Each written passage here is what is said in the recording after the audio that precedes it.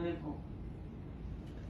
There's a lot of gender violence, and the cultural and social gender roles that dictate production, reproductive, and caregiving roles of women. That is, you have to be tied around. When you are pregnant, you can't do much. When you are at home, you are tied at home, non-paid labor. There's a lot that you do that keeps you down, that you don't have the capacity as a woman to fight, to gain resilience to climate change. So, and this contributes to their vulnerability. They're seeing changes in, weather, like long drought, but they don't really understand that that is what is happening, and that is the reality right now. And so what we have done, we have built a model we call a women-led energy cooperative model. I already mentioned that these ladies are already into agriculture, and so the cooperatives are producer cooperatives. They do a lot of maize and beans, and so under the cooperatives, in the cooperatives, we integrate the energy sector.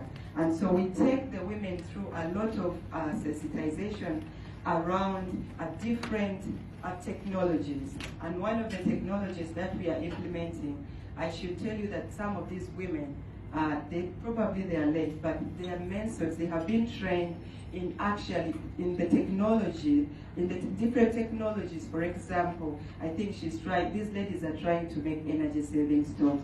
But this particular one is trying to construct a biodigester using, it's a green technology, it's green technology as well, but she's using biogas to construct a biodigester for biogas. And so we have in the cooperative tried as much as possible to build their capacity in alternatives, because she mentioned for sure that afforestation is an issue, but without alternatives, it's going to. And like KANU, we have the network that spearheads climate change action in Uganda.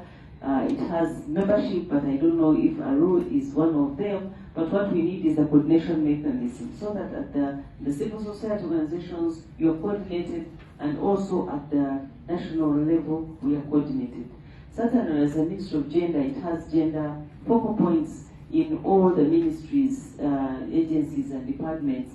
But what is important is to have that coordination, so that we don't duplicate some of the activities, but also we synergize each other, so that we are able to cover the whole country, because the country is quite large.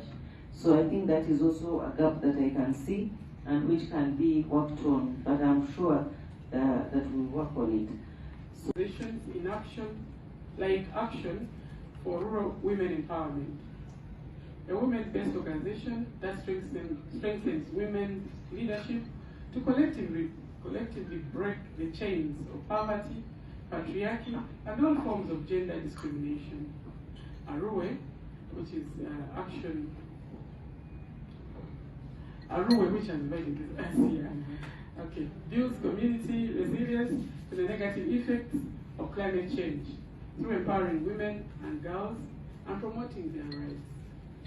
We recognize challenges that deter women from enjoying benefits of climate actions, which include lack of gender transformative approaches, gender inequality caused by discrimination norms at family and community levels, prevent women from participating in making decision processes and benefiting from important climate actions like renewable energy and climate-smart agricultural practices, agricultural value chains, and innovations. And it was reported that women work 48 hours, at least 48 hours a week on unpaid domestic work and care work, compared to 36 hours a week for men. Like I explained earlier, this makes us busy doing that unpaid labor.